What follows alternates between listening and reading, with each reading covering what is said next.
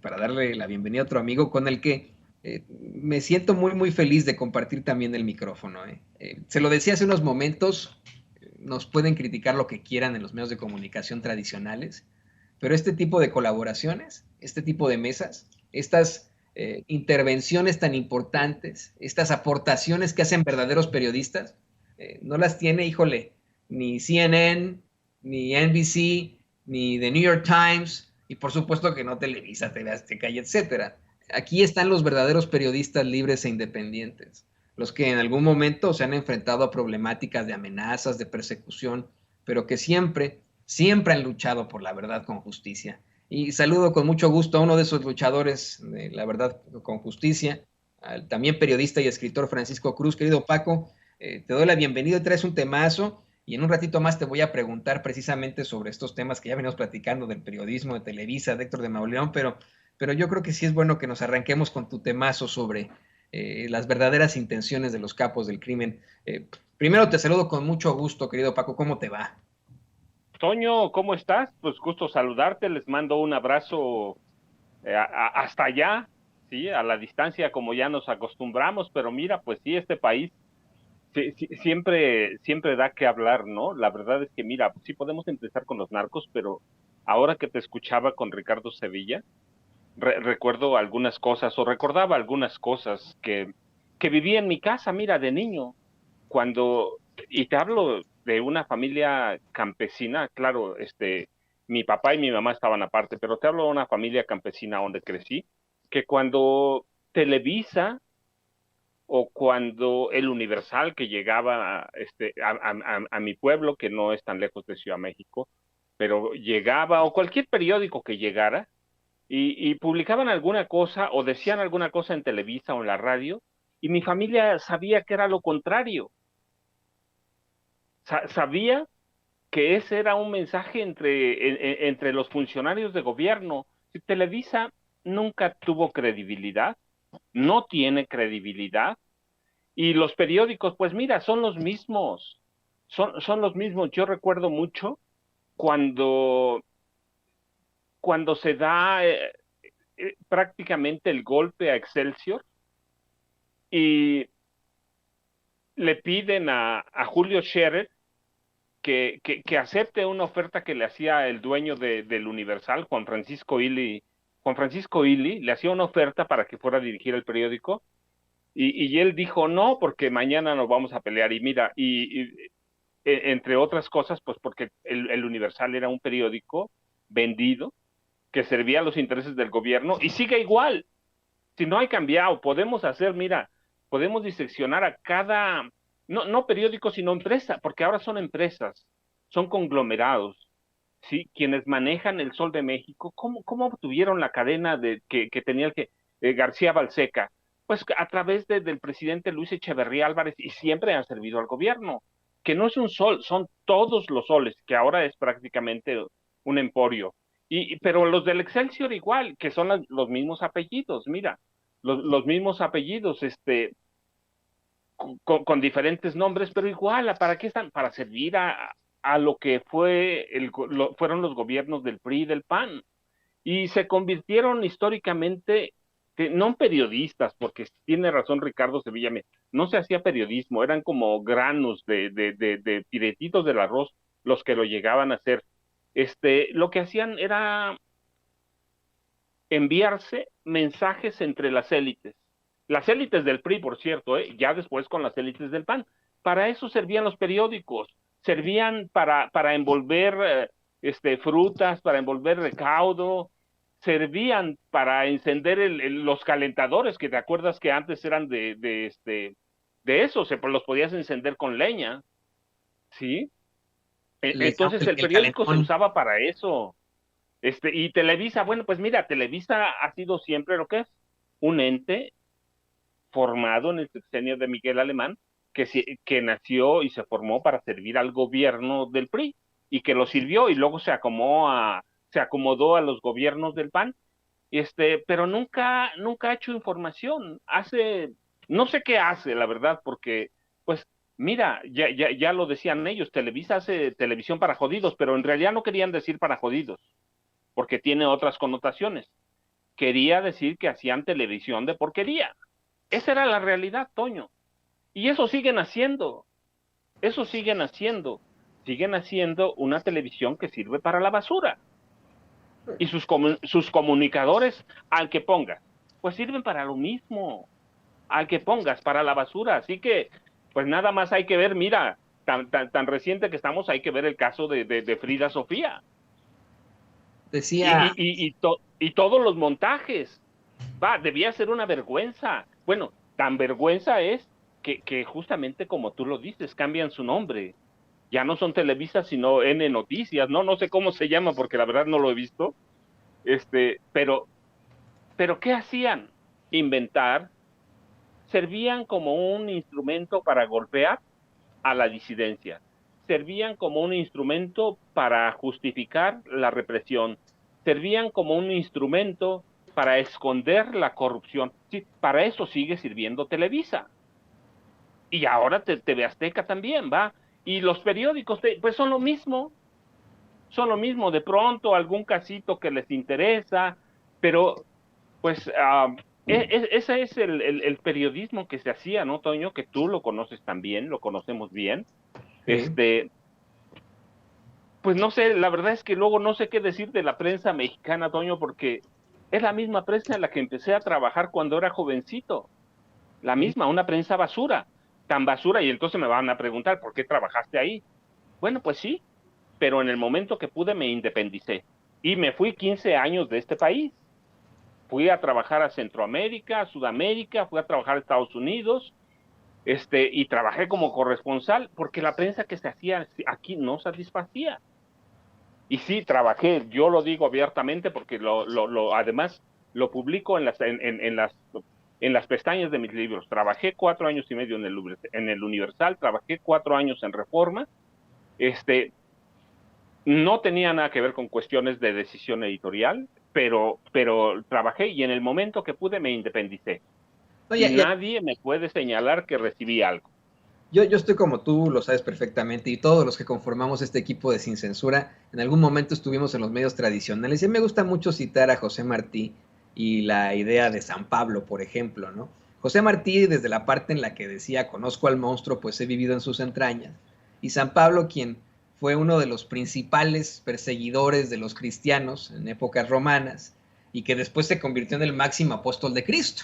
O sea, pues por supuesto que podemos hablar de este tipo de temas. Y yo también quisiera con esto hacer un llamado a muchos de los compañeros que siguen en este tipo de empresas, querido Paco, en Televisa, en TV Azteca, en Imagen, en Milenio, en todas estas empresas, a que también se independicen, porque son, como bien lo has mencionado, pues vamos, empresas y medios escatológicos, fecales absolutamente. Hace rato una señora me regañaba, me decía, no tienes que ser tan grosero, Toño, al hablar de, no, son palabras altisonantes, pues sí, son escatológicos, son pura popó, ¿no? Lo que están planteando, y siempre han sido así.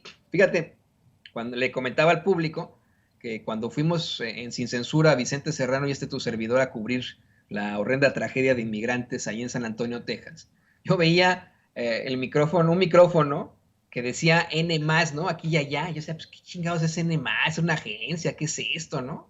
Me preguntaba que quién rayecillos eran, y hasta a mí me engañaron. Me tuvieron que decir que es la nueva imagen de Televisa, porque así están de quemados.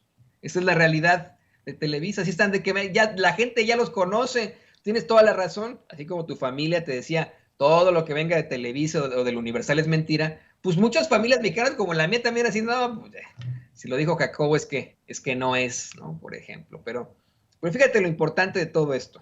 Creo que es absolutamente necesario que podamos platicar de las cuestiones que tienen que ver con el crimen organizado, porque en todo caso, pues son ideas que se están intentando implantar precisamente en estos momentos en los medios de comunicación tradicionales, corporativos como Televisa. Se ha hablado una y otra vez, y vamos a profundizar en eso en unos momentos más, de vínculos de determinado candidato político con el crimen organizado, pero ¿qué tal de la idea del pueblo? La idea sobre la idea a veces muy errónea de Robin Hood o de Chucho el Roto, ¿no? Durante mucho tiempo en México se tuvo esa idea de que Chucho el Roto pues se había escapado tantas veces de San Juan de Ulúa, por ejemplo, que era el ladrón que ayudaba a los pobres en México y etcétera, o el Tigre de Santa Julia, y hoy sigue esa idea, ¿no? Creo que es lo que satisface precisamente a las audiencias que convence Televisa para sus horrendas narcoseries, de este lujo barato, ¿no? De decir, ay, es que estos son héroes del pueblo, los criminales y etcétera, ayudan al pueblo cuando la realidad es muy distinta, ¿no es así, Paco? Mira, Toño, tienes real, es real eso, sí, dejando fuera el trabajo que hace la prensa oficial, va, la prensa tradicional. Ay, me preocupó mucho la semana pasada que hablamos de Miguel Ángel Félix Gallardo, que es uno de los padres del narcotráfico moderno, porque ya hemos comentado, esto existe desde la revolución y nace a través del ejército mismo y de las filas revolucionarias, ¿va? Sí, y a través de presidentes como Miguel Alemán, como Abelardo L. Rodríguez, como Carlos Salinas de Gortari, Enrique Peña Nieto, Calderón, bueno, pues no se diga, ¿no? Creó un cártel en Los Pinos, o Vicente Fox, que le abre las puertas a Genaro García Luna, y Genaro, y le deja, hacen un pacto muy extraño con Martita Sagún, y el pacto es que Genaro García Luna iba a cuidar y a proteger a los hijos de Martita, y los protegió. Hasta 2018 los protegió lo que pudo, nadie los ha tocado. Se enriquecieron brutalmente, y lo dejaron a él manejar el narcotráfico. Y bueno, platicábamos del vampiro Miguel Ángel Félix Gallardo, y una señora preguntó que por qué no hablábamos de lo bueno que hacen los narcotraficantes. Y entre eso yo más o menos intuí o interpreté que lo bueno que hacen es esa especie de generosidad y solidaridad narca que son aparentemente muy reconocidas en algunos países de América Latina como Colombia, Perú y México. Y México, a donde mira, la misma Iglesia Católica lo ha señalado en diversas ocasiones. Por ejemplo, Carlos Aguiarretes, que es el 36º arzobispo primado de México, cuando oficiaba como obispo de Texcoco y presidente de la Conferencia del Episcopado Mexicano, dio a conocer que la Iglesia no justificaba a los narcos, que porque habían dejado un rastro de muertes violentas, como todos conocemos, pero reconocía, y esto lo cito, que a muchos sacerdotes le han pedido ayuda para cambiar sus vidas. Y luego yo recuerdo que él dijo, en pueblos remotos, a donde ni el gobierno tiene recursos para actuar, los narcotraficantes hacen obras muy significativas. No los estoy justificando, simplemente señalando la evidencia. Son muy generosos con las sociedades de sus pueblos y en general ponen luz, arreglan las comunicaciones, las carreteras, caminos por su cuenta y muchas veces también construyen alguna iglesia o alguna capilla. Y mira, me dejó preocupado porque en parte tienen razón. Yo te voy a platicar. Yo conocí personalmente a un capo que se llamaba Pablo Acosta Villarreal, el zorro del desierto de Ojinaga, cuando él prácticamente controlaba el cártel de Juárez. Me tocó entrevistarlo, me tocó ir a Ojinaga, trabajaba para un periódico en Ciudad Juárez muy duro, muy abierto, y ciertamente podías documentarle a Pablo Acosta Villarreal, que era un sanguinario, Toño, era un sanguinario, a sus rivales los cortaba en pedacitos o los mataba con soplete y lo que quedaba se los mandaba en charola de plata a los familiares de las víctimas. Pero ese tipo sanguinario reconstruía escuelas, regalaba juguetes, um, apoyaba con negociaciones con hospitales particulares y entregaba dinero a víctimas de enfermedades graves. Y entonces parecía un Robin Hood, ¿sí? Un Jesús Malverde. Así que esa filantropía de capos como Pablo Acosta Villarreal, Amado Carrillo Fuentes, el Señor de los Cielos, que fue uno de los alumnos más destacados de Pablo Acosta Villarreal, ¿sí? El Chapo Guzmán lo era. Entonces, mira, da la impresión que mucha gente cuando los vemos en esos carros, con esas fortunas, y que su filantropía incluye donativos en efectivo, donativos para construcción de escuelas, vivienda o efectivo para atender problemas de salud o intervenciones, este, intervenciones quirúrgicas, pues da la impresión de que son lo más grande que hay, ¿sí? Son lo más grandes que hay, pero lo que no entendemos, que esos donativos, esos apoyos que se registran puntualmente para reconstruir escuelas o remodelar lo que sea, o entregas de dinero efectivo, tienen otro objetivo. Tienen el objetivo de convertir a comunidades enteras en informantes de los narcos. Informantes y protectores, Toño, ¿eh? Recuerda cómo protegían a Pablo Escobar Gaviria en Medellín, en las comunas en las que él apoyaba. Es decir, no, la ayuda no era gratis. La ayuda tenía un sentido: convertir a las comunidades en informantes de los narcos. Sí, ciertamente, parece que en algunos lugares de México sí, llenan algunos huecos y vacíos que los gobiernos no pueden llenar. Pero es una ayuda muy cara, es una ayuda muy costosa porque te están haciendo cómplice del narcotráfico. En los momentos en que los capos tienen problemas, ¿a quiénes recurren? A esas personas. Esa es la misma historia del sinaloense Jesús Malverde Campos. Mira, un bandolero que fue el salteador de caminos, que terminó por convertirse en el ángel de los pobres y sin ser canonizado por la iglesia católica, el santo patrono de los narcotraficantes. Pero hay que ver a sus comunidades. Mira, hay que visitar Nabolato, en Sinaloa, la tierra del Señor de los Cielos, Amargo Carrillo Fuentes, que tenía una fortuna cuando murió calculada en 7,000 millones de dólares. Su pueblo sigue igual. Es decir, la generosidad, la filantropía narca es un mito. Hay que ver Badiraguato, del Chapo Guzmán Loera, que sí que igual de pobre y tenía una riqueza calculada en 11,000 millones de dólares. ¿A dónde está el dinero del Señor de los Cielos? ¿A dónde está el dinero de Pablo Acosta Villarreal, de Amado Carrillo Fuentes? ¿A dónde está? Nadie sabe, todos se lo roban las autoridades o los banqueros que saben a dónde está.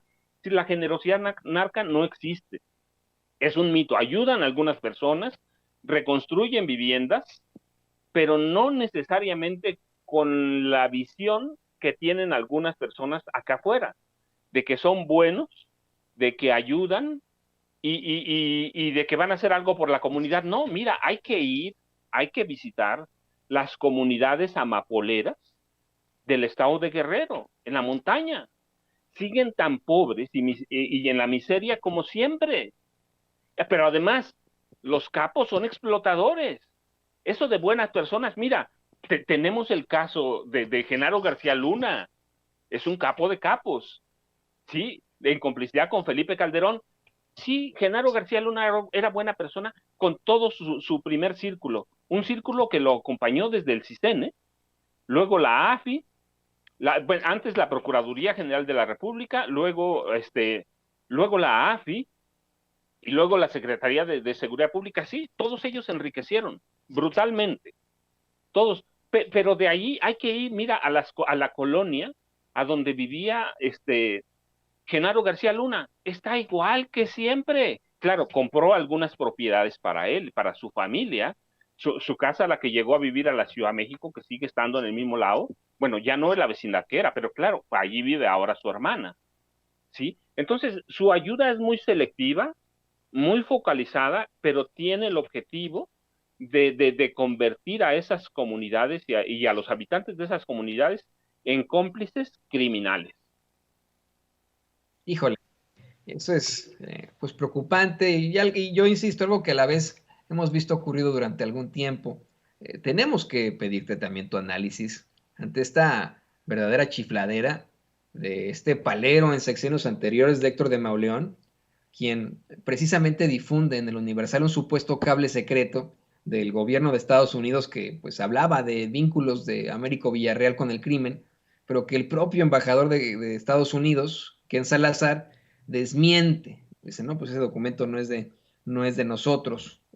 O sea, imagínate, ¿no? Se está buscando debido a lo que nos enfrentamos los mexicanos, a esta realidad, a esta crisis humanitaria debido a la inseguridad, a los grupos del crimen organizado. A toda costa se busca vincular al actual gobierno como una de las, vamos, como parte de estas campañas que siguen existiendo de ataque, esas campañas sucias, de golpe blando, si se le puede llamar así. ¿Cuál es tu opinión sobre esto, querido Paco? Mira, Toño, primero lo vamos a separar en dos partes. Primero, lo de Héctor de Mauleón. No, hombre, eso es vergonzante que el embajador, no el de Estados Unidos, que en Salazar, cualquier embajador, que tú cites en una columna, una nota, un reportaje, salga y públicamente te diga, esos cables no son de Estados Unidos. No, pues eso es para que salgas con una disculpa enorme o, en su defecto, salgas y digas, no, sí, estos cables son verdaderos. No he visto que Héctor salga a decir eso, que diga, estos cables son verdaderos y me los entregó fulano de tal, ¿sí? No, que desmienta y que salga a confrontarse con Ken Salazar. Eso ya es vergüenza, va, ¿sí? No es la primera vez. Mira, yo recuerdo mucho, tengo una anécdota en especial con él cuando la Comisión Nacional de Derechos Humanos emitió un dictamen sobre el jovencito que desollaron en vida en Ayotzinapa. Ahora que estamos a punto de llegar al octavo, al año número 8 de aquella tragedia de Ayotzinapa, yo recuerdo mucho el dictamen que salió, lo dieron a conocer 2 días, pero Héctor de Mauleón lo publicó antes y precisó todas las partes del comunicado, todas, cuando la Comisión Nacional de Derechos Humanos nunca tuvo un médico forense adentro viendo todos los estudios y análisis que se hacían a Julio César Mondragón Pontes. Nunca. La CNDH mintió abiertamente y Héctor de Mauleón, sin reportear, sin investigar, sin nada, eso lo publicó. Cuando había médicos militares, cuando había especialistas extranjeros, cuando había todo para advertir que a Julio César Mondragón Pontes le habían hecho un corte de gota y que a través de ese corte de gota le habían arrancado el rostro en vida, ¿sí? Él decía, él reprodujo el documento de la Comisión Nacional de Derechos Humanos. Así que si él fue capaz de mentir entonces sin investigar, sin analizar, fue capaz de convertirse en un periquito de la CNDH, pues no me extraña ahora lo de Ken Salazar.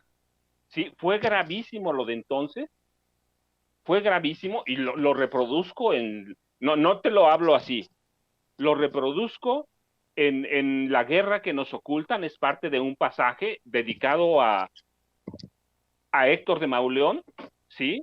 De qué documento reprodujo de la CNDH, cuando la CNDH abiertamente mintió. Y él no se preocupó en investigar nada. Así que si mintió en eso, ¿por qué no va a mentir ahora? Eso es una parte. Luego, lo segundo, mira, hace tiempo hay una campaña para involucrar al gobierno de Andrés Manuel López Obrador o gobiernos estatales que apoyan a la 4T en el narcotráfico. A lo mejor un día pueden encontrar alguno, pero esta es una campaña. Esta es una campaña de desprestigio abierto de quienes fueron los narcotraficantes. ¿Quién controla el narcotráfico en este país? El PAN. Por 18 años, Genaro García Luna lo controló primero con Vicente Fox y Martita Sagún Jiménez. Después lo controló 6 años con Felipe Calderón como cómplice. Felipe Calderón y Margarita Zavala. Y después lo controló 6 años en complicidad con Enrique Peña Nieto y con el secretario de Gobernación, Miguel Ángel Osorio Chong. Aunque no estaba en el gobierno, ellos le dieron todo. Ellos son el narcotráfico. ¿A través de quiénes y cuándo se crearon? Por ejemplo, el cártel de Jalisco Nueva Generación, en el PAN. ¿Cuándo se creó la familia michoacana? Con el PAN. ¿Quiénes armaron a los narcotraficantes para responder o para tener una respuesta militar? Si tú quieres limitar a Piero, ¿quiénes armaron a los narcotraficantes? Felipe Calderón, Enrique Peña Nieto.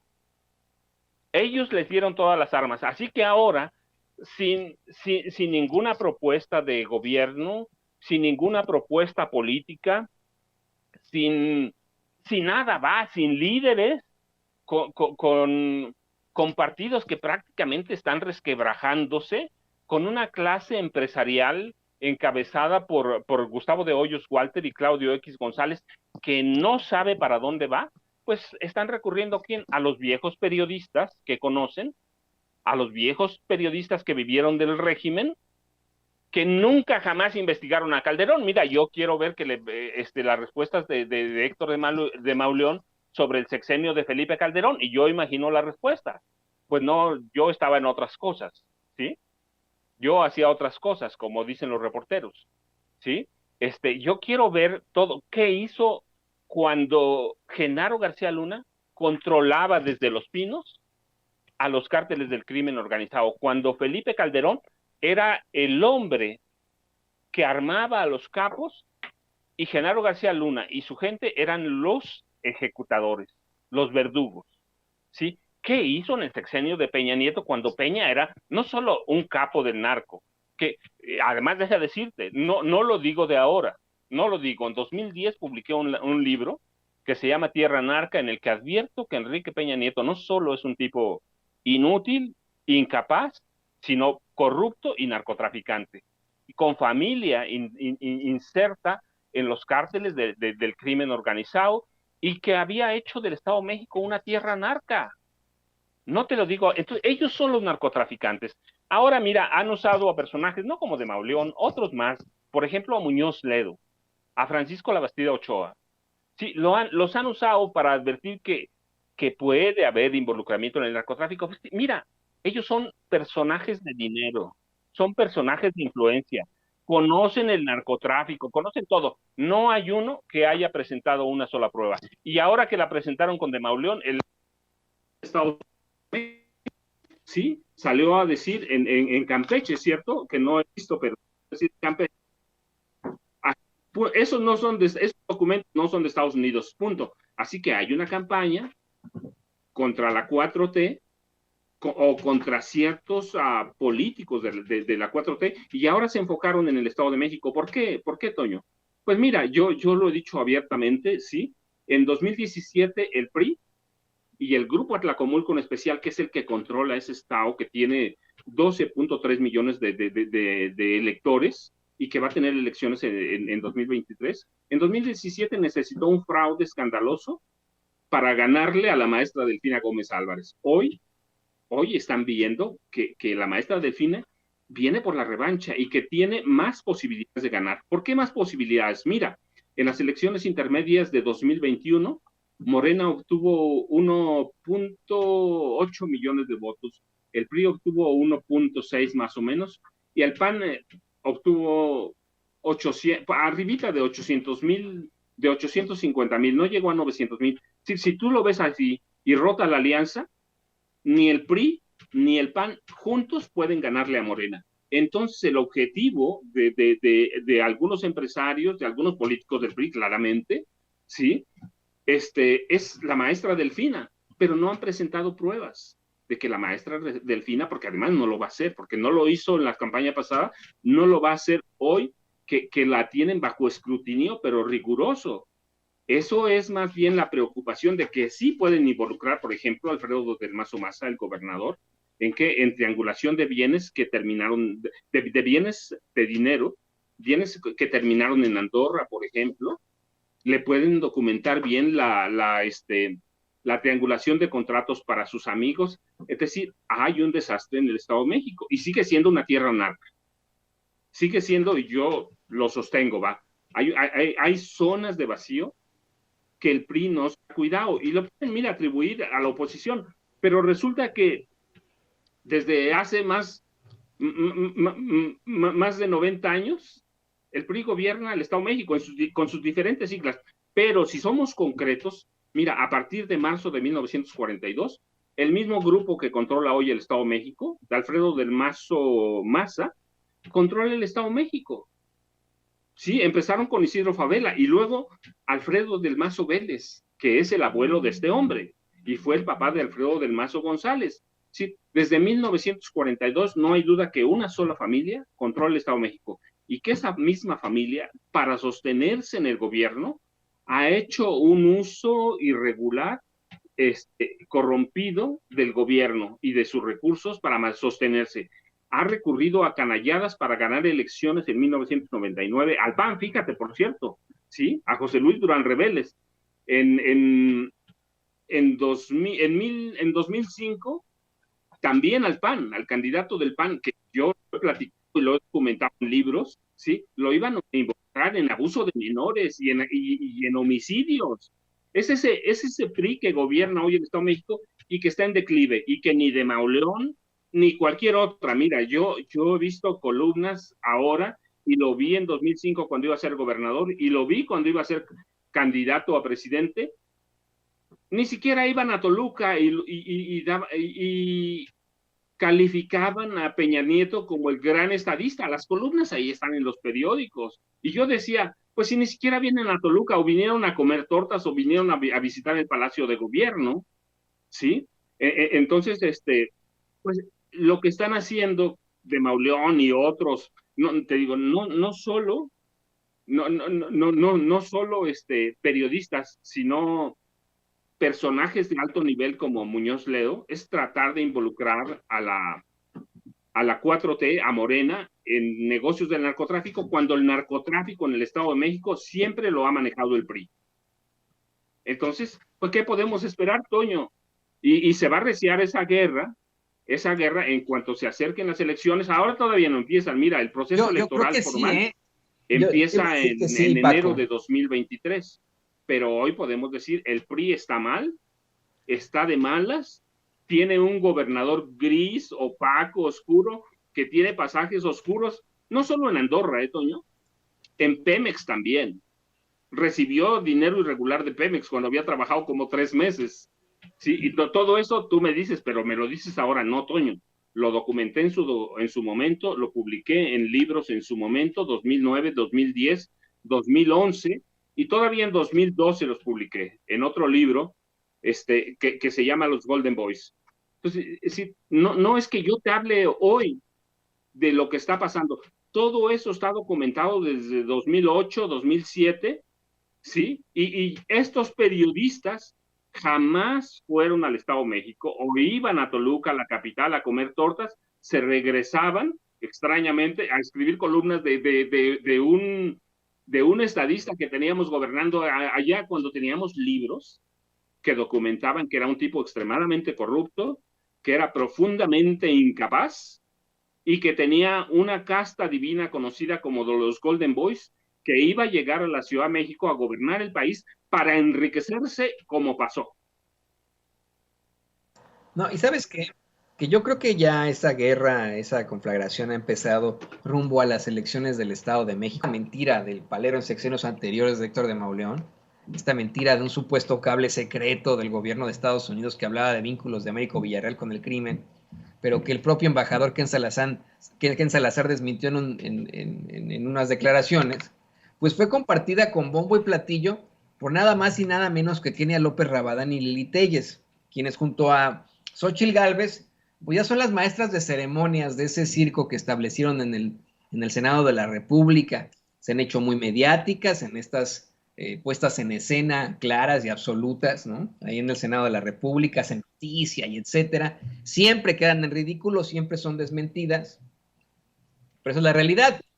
Creo que sigue, en todo caso, desplegado de alguna otra forma esta intención para seguir golpeteando al gobierno, el presidente López Obrador, todo lo que tenga que ver con la cuarta transformación, y que tal vez tengan solamente la faramalla de que se separó el PRI del PAN y del PRD, pues hoy los veo con este tipo de situaciones más cerca que nunca. No sé qué opinas tú, Paco. Sí, mira, Toño, sí, es decir, no se puede alejar el PAN con sus élites económicas del PRI. La cuestión hoy es que verdaderamente el PAN está en la calle. Cuando en 1999 tenía al Estado a su merced en votantes, lo dejaron perder, se corrompieron porque además está documentado. Todos los diputados del PAN a partir del 99 se corrompieron y permitieron que el PRI siguiera gobernando. Hoy prácticamente el PAN y sus destinos en el Estado de México están a merced del PRI.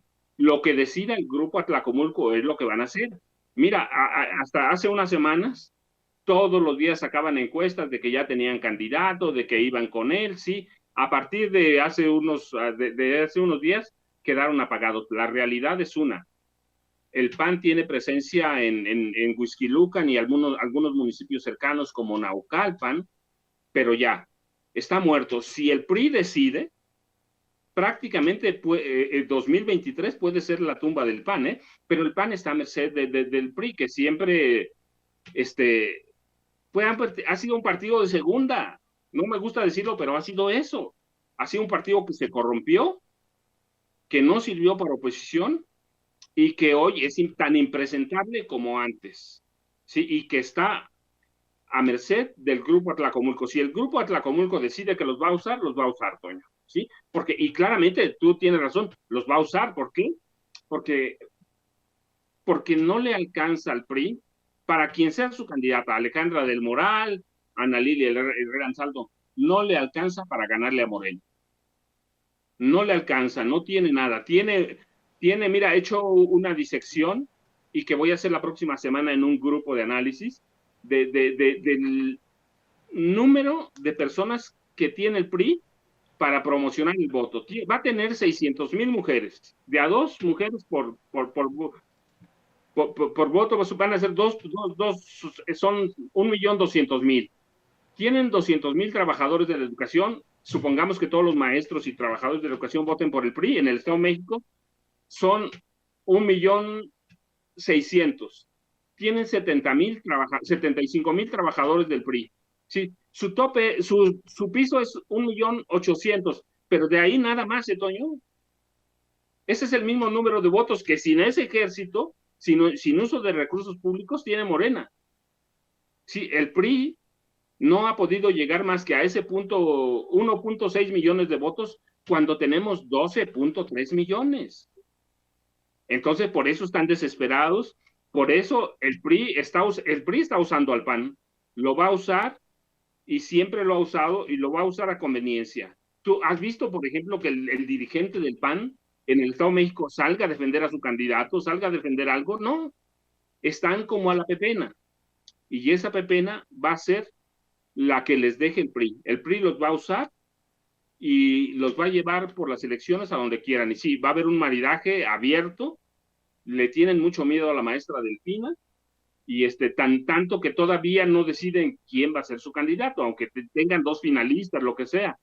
Entonces, sí lo va a usar, no se van a separar, y el PRI desde hace 5 meses más o menos ya tenía un plan para someter al PAN y para tenerlo ahí a su lado. Pues esperemos que juntos se vayan directito al rincón más horrendo del basurero de la historia, y que en ese rincón pues se lleven a personajes como Héctor de Mauleón, que les ayudan en tantas cosas. Querido Paco, pues muchas gracias como siempre por esta investigación tan fuerte, tan profunda, estos planteamientos que nos haces aquí en Sin Censura, te lo agradecemos infinitamente. ¿Por qué no nos compartes tus redes sociales para que la gente se ponga en contacto contigo, para que la gente esté contigo? Toño, pues yo te mando un abrazo para todos allá también. Ya sabes, @Paco Cruz Jiménez en Twitter, Francisco Cruz Jiménez en Facebook. Y Toño, ahí estamos, porque ¿cuándo se define lo de la ampliación del plazo para la Guardia Nacional? Debe ser hoy o mañana, ¿cierto?